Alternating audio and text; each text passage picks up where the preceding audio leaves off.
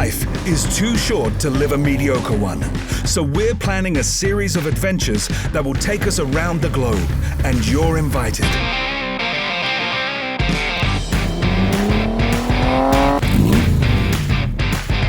Welcome to Breed of Speed. It's time to do this.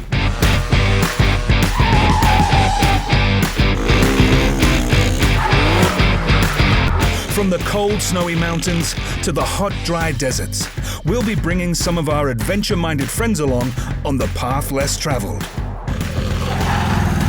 Where adventure is synonymous with lifestyle, there are only two rules. When adventure calls, be ready. And second, bring a helmet. We're going to meet a lot of talented and experienced adventurers along the way. Whether it be on land, sea, or in the air, you'll have a front row seat to explore amazing destinations while having access to some of the world's most exciting vehicles along the way. Welcome to Breed of Speed.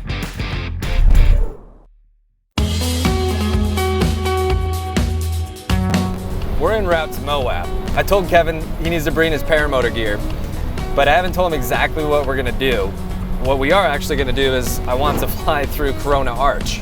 This is Arch right in the middle of Moab, and I'm kind of curious how he's gonna react. He's either gonna be down for it, he's gonna shake his head, but that's the challenge. Well, we arrived at Corona Arch, and now we have the fun part of which is doing a hike. So essentially I have 2 hours to kill before Kevin arrives, and so I want to go up and scout out Corona Arch to get an idea of what I'm going to deal with when attempting to fly through this.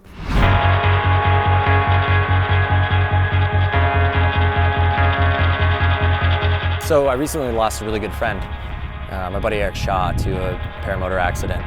It kind of hits you hard because it's a sport that you absolutely love with your heart, but when you lose a buddy, it hits you in a different way that you're kind of like outweighing the risk to reward scenario.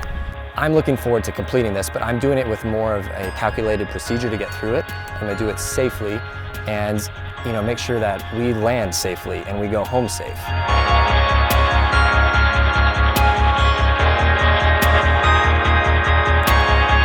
Well, as you can see, here it is. It's absolutely massive. I was a little worried being at that far away. It looked rather small. I didn't think I was going to clear it coming through it, but it's huge. I think entryways on both sides are going to be more doable now that I actually got to see it way up close and personal. I'm still a little bit nervous with winds and all these other variables, but altogether, I think this task is going to be totally doable just for the main reason of I have a lot of exit points. Yeah, I'm really excited now. Our expert, his name's Tim. The guy's in his 80s. I mean, he's about as legendary as you can get. He's taken every aircraft you can think of and flown through every arch that you could fit an aircraft through. So I'm gonna kind of pick his brain on how to best approach entering this arch and how to best approach exiting it. Hey, Tim. Nice to finally meet you. Yes, thank you for coming out. I really appreciate it. I first saw one of your videos when I was a kid. So I was like following you over these years and... What are you talking about? You're still a kid. Well, I'd like to think I am. Sometimes I act like one. But so I drove out here and I don't know, you want to see my rig? Show me what you fly. I'll show you what I fly. This is what I'm going to send it through the arch on. You essentially, so you ran this airport. Yeah, from 1981 to 1986. Wow. Well, this is a paramotor. This is it. This is from Germany. This is called a Fresh Breeze. 190, electric start, variable pitch prop. Essentially what dictates lift is how much thrust I'm adding. And my wing connects on these main spars right here, and it has weight shifts. So like when I lean, it rotates how much the wing turns, and then I have brake control. I mean, so this is what I'm essentially gonna put through the arch. Hopefully this is a little bit simpler. This is what I need. I could take that down my hayfield, land right on the back of a cow with a whip. A whip to get him in that corral. Get him out of my property.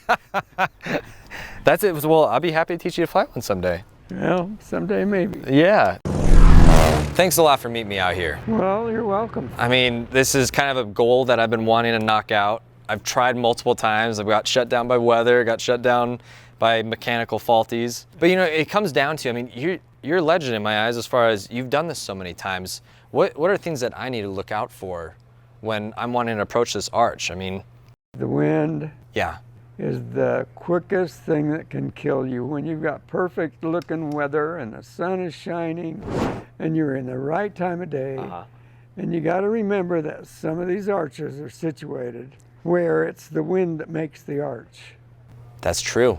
You know, in a lot of arches like Wilson down on the highway 30 miles south of Moab, the wind blows up the fin and the arch goes through the fin, but the wind normally blows out. So it's like channeled through there. Yeah. And so that means, in other words, it's pushing you toward one of the sides. did you have a plan B? You got to hit the middle of the arch. If you get to the point of no return, there's no going back. You got to commit, If you don't can't you? turn around, Yeah. then you're committed. You're committed. And then the only thing you can concentrate on is hitting the middle of the hole. And your clearance, I mean, you were dealing with a full-size plane. I mean, my wing structure is 22 meters, but you had a full-size plane. I mean, did you ever consider wing clearance? Like, Oh yeah. And you knew coming through that arch that, like, your wings were going to clear both ends. Yeah, some of them. Some of them. Yeah, normally with a 206 or like a 172, I can get through there between 75 and 80 knots. That's still flying fast. And you can go slower than that in a 172. You could. Yeah, and the thing that we also think about is if I have an engine out, a motor out, I got thinking of places to land. Obviously, I'm worried about that as well. What did you think if you're going to have an engine out? There are some of those places you simply don't have a place To put it that down. would be safe. You'd pick the spot that looked the most likely, but the ground is not ever as level as it looks out of an airplane. It isn't. Tim, thanks a lot for coming out. Just to meet you in person and kind of get some advice of, Okay, take my best advice. what's that? Don't. Don't. I know. I'm too far in this. I have to. I know. So the advice you I did give me. felt the same way.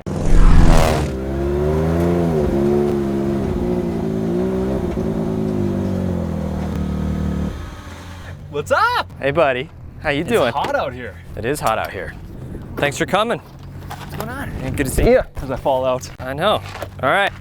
So what's planned? All right. Are you ready for this? Plan is Corona Arch. Sweet. We're gonna take off probably from this parking lot just a little bit south of it, and then we'll fly into it.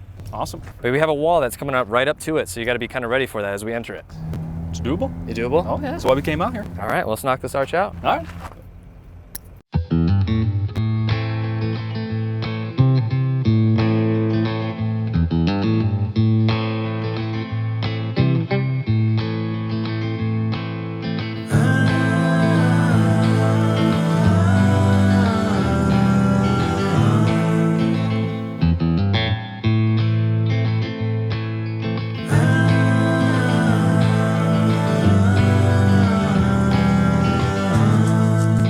To cross these two power lines, and then we're going to drop low and follow the river that way. So, and the only other power lines that we have to deal with is by Poison Spider. We can enter both ways. Like I went and scouted out yesterday, and it's huge. That doesn't mean that you don't need to be on edge, because it's still, you got weird entry points and the winds could be weird up there. So it's nice and calm here. It could be a totally different story up there. Yeah. It's time to do this. I'm ready. All right, Let's go. Launch.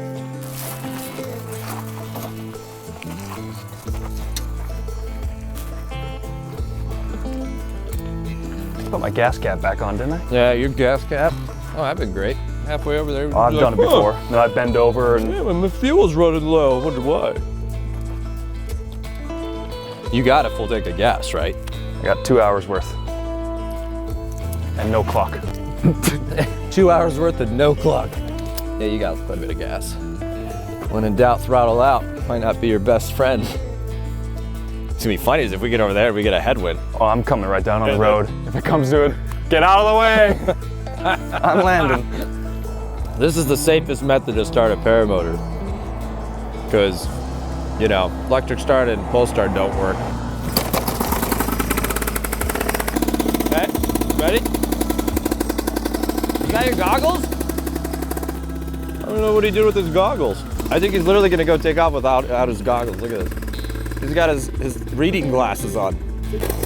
All right, buddy, you got this.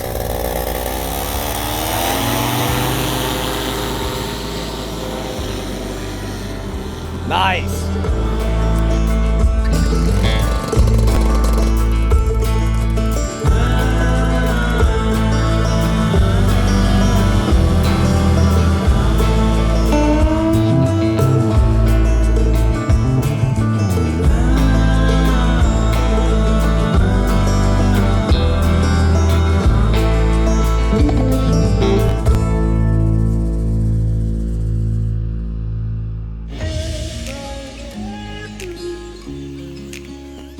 en route over to the arch was, I mean, probably some of the most stunning flying I've ever seen. I mean, Moab is beautiful in general, but like seeing it from a pilot's perspective, and not even from an airplane, but like from a paramotor, being right alongside that rock wall and seeing that just right there, how massive the tower of that rock wall was unreal. Seeing the river and like, it was very eye-opening. It kind of made you just take in the beauty of like what the scenery is and what Moab has to offer. As we approached it, it actually was smoother than I expected. So I radioed to Kevin, I said, let's do the first pass. And as we entered through it, the air was still smooth. And coming through, I was like, wow, the clearances are actually a lot tighter than I expected.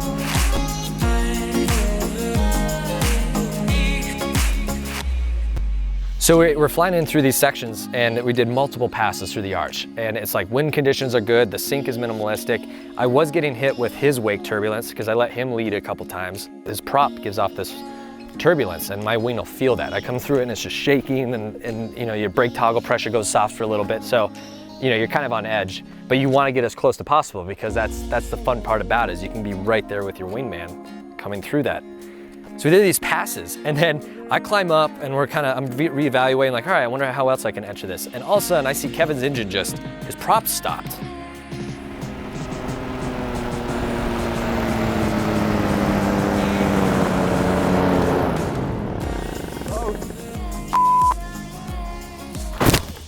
The arch is right here and there's this rock wall and he's just going straight into it. And I'm like, oh, this is not good at all. Next thing I knew, I just heard a crash and there's a rock wall right there. So I didn't know that he ended up actually thankfully landing in a bush, but I thought he crashed for good.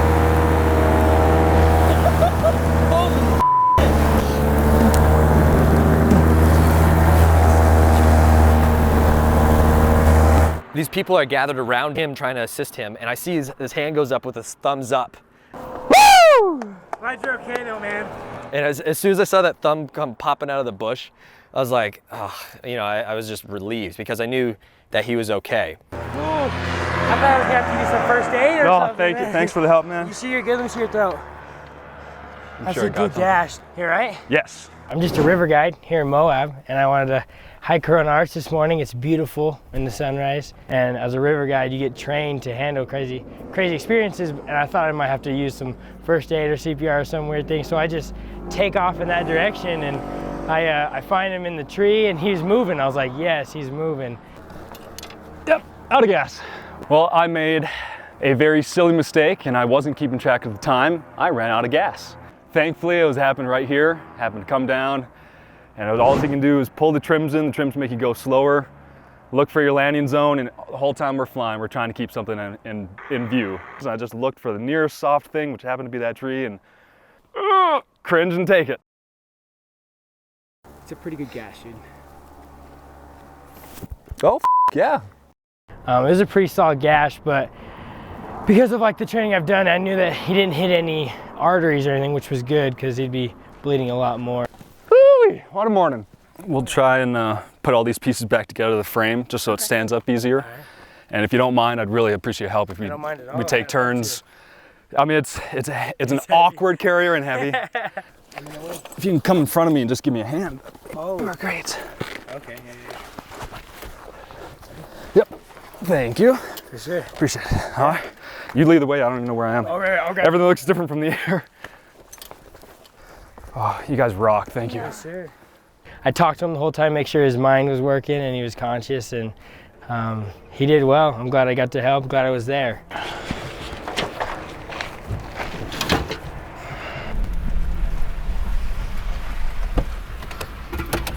Dude, that was an awesome flight. Holy! Could have had a different landing. Oh my God, you survived. I just got blood on you, sorry. That's okay. Check it out. That's from the tree? Yeah. There's like tree parts embedded into that. I know. I was coming in, I just buried the brakes and just cringed and slammed into it. So like what happened? Ran out of gas. I'm an idiot.